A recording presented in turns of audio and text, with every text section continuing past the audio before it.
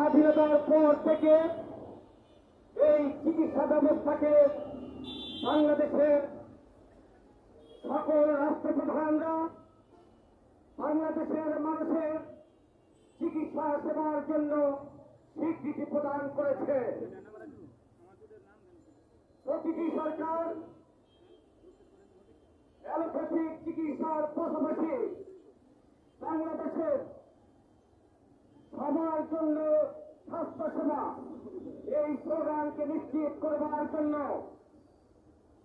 Unani Ayurvedic homeopathic চিকিৎসকদেরকে বাংলাদেশের প্রান্ত থেকে প্রান্তরে পৌঁছে দিয়েছে এবং সরকারিভাবে বাংলাদেশে এই চিকিৎসা ব্যবস্থা চালু আছে দীর্ঘদিন যাবৎ। উপস্থিত ভাইরা,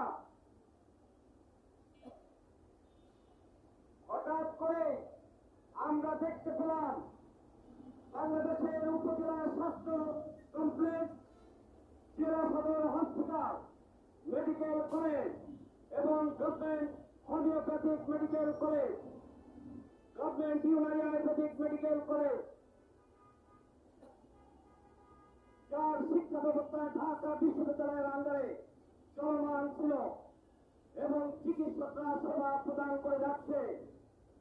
স্বাস্থ্য অধিদপ্তরের জরিপেও যেখানে বলা আছে বাংলাদেশের মোট জনগোষ্ঠীর 28% মানুষ এই জিন চিকিৎসা স্বাস্থ্যের সেবা পাচ্ছে। হঠাৎ করে দেখতে পেলাম যখন বাংলাদেশের এই তত্ত্বাবধায়ক সরকার তারা আগামী সরকারের মন্ত্রীদের জন্য গাড়ি ক্রয় করছে, 280টি গাড়ি ক্রয়ের জন্য তারা প্রস্তাবনা দিয়েছে। ঠিক সেই সময় স্বাস্থ্য মন্ত্রণালয়ের অধীনে অল্টারনেটিভ মেডিকেল কেয়ারে 354 জন চিকিৎসককে তারা চলমান চিকিৎসককে তারা আউট করছে, তাদের চিকিৎসা সেবা থেকে বাদ দেওয়ার উদ্দেশ্যে আউটসোর্সিং কোথায় নিয়ে আসছে। এই মুহূর্তে চিকিৎসকদের দাবি তাদেরকে রাজস্ব খাতে অন্তর্ভুক্ত করা। সেই মুহূর্তে বাংলাদেশে এই চিকিৎসা ব্যবস্থাকে কোন কালো হাতের ছড়ায় এই চিকিৎসা ব্যবস্থাকে নষ্ট করবার জন্য, বন্ধ করবার জন্য একটা ষড়যন্ত্র চলছে। তারই প্রতিবাদে আজকে সারা বাংলাদেশ থেকে আগত ইউনানি আয়ুর্বেদিক হোমিওপ্যাথিক যারা চিকিৎসা সেবায় আছে, যারা মেডিকেল অফিসার হিসেবে আছে, যারা অ্যাসিস্ট্যান্ট প্রফেসর হিসেবে আছে, যারা লেকচারার হিসেবে আছে সরকারিভাবে, তারাই আজকে তার প্রতিবাদ করবার জন্য এখানে দাঁড়িয়েছে। এখানে চিকিৎসকদের সমাবেশ হচ্ছে, এখানে মানববন্ধন হচ্ছে ওই অর্থ মন্ত্রণালয়ের বিরুদ্ধে, স্বাস্থ্য মন্ত্রণালয়ের বিরুদ্ধে।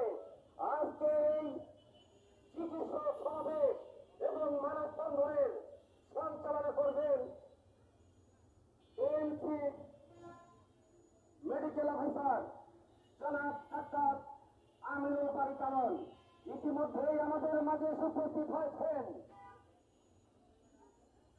হোমিওপ্যাথিক বাংলাদেশ জাতীয়তাবাদী হোমিওপ্যাথিক চিকিৎসক দলের বিপ্লবী সভাপতি ডাক্তার আরিফুর রহমান মোল্লা। আমাদের মাঝে উপস্থিত হয়েছেন এই দলের বিপ্লবী মহাসচিব ডাক্তার জাকির হোসেন। আমাদের মাঝে উপস্থিত হয়েছেন মেডিকেল অফিসার অ্যাসোসিয়েশনের সভাপতি সেক্রেটারি বৃন্দ। আমাদের মাঝে উপস্থিত হয়েছে হোমিওপ্যাথিক মেডিকেল কলেজের শিক্ষক সমিতির সভাপতি মন্ডলী সহ অন্যান্য নেতৃবৃন্দ। এ পর্যায়ে এই অনুষ্ঠান পরিচালনা করবার জন্য ডাক্তার আমিনুল বারী কারণকে দায়িত্ব দিচ্ছি।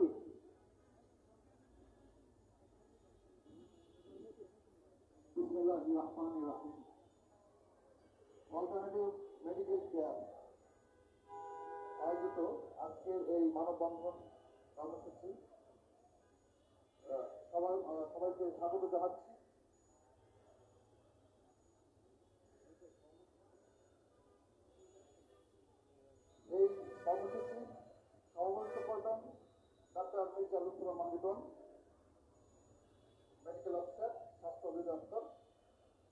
Paramedic medical care. এখানে প্রধান সমন্বয়ক হিসেবে আছেন মুস্তাফিজুর রহমান, ডাক্তার মুস্তাফিজুর রহমান সহ মেডিকেল অফিসার। আজকে আমরা সবাই এখানে যারা মেডিকেল অফিসার উপস্থিত আছি, বিভিন্ন প্রত্যন্ত অঞ্চলে উপজেলা স্বাস্থ্য কমপ্লেক্স, জেলা জেলা সদর হসপিটাল, মেডিকেল কলেজ হসপিটাল সহ Unani Ayurvedic medical college, homeopathic medical কলেজে সম্মানিত চিকিৎসক এবং শিক্ষকবৃন্দ এখানে উপস্থিত আছেন। আমাদের অলরেডি মেডিকেল কেয়ার একটা অপারেশনাল প্ল্যান, সরকারের বিভিন্ন অপারেশন প্ল্যানের মধ্যে এটা অন্যতম গুরুত্বপূর্ণ একটা সেবা খাত, স্বাস্থ্য সেবা খাত।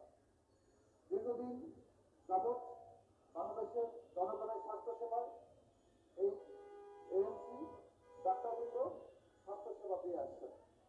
আজকে কোন এক অশুভ চক্রের ষড়যন্ত্রে এই খাতকে নষ্ট করার জন্য, ধ্বংস করার জন্য উঠে পড়ে লেগেছে।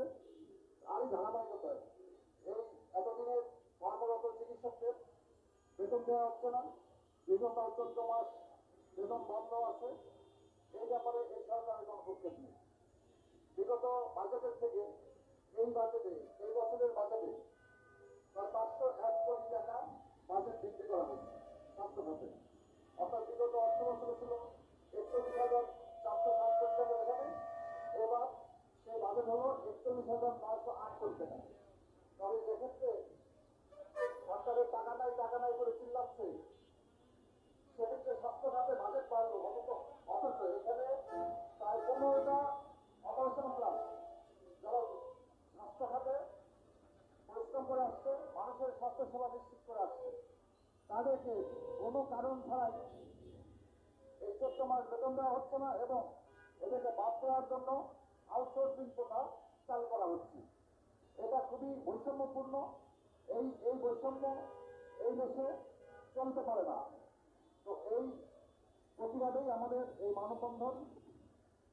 যেখানে বাজেট বাড়লো অথচ আমাদের বেতন দেওয়া হচ্ছে না, আমাদের চাকরি থাকছে না, এই টাকা তাহলে কি হবে?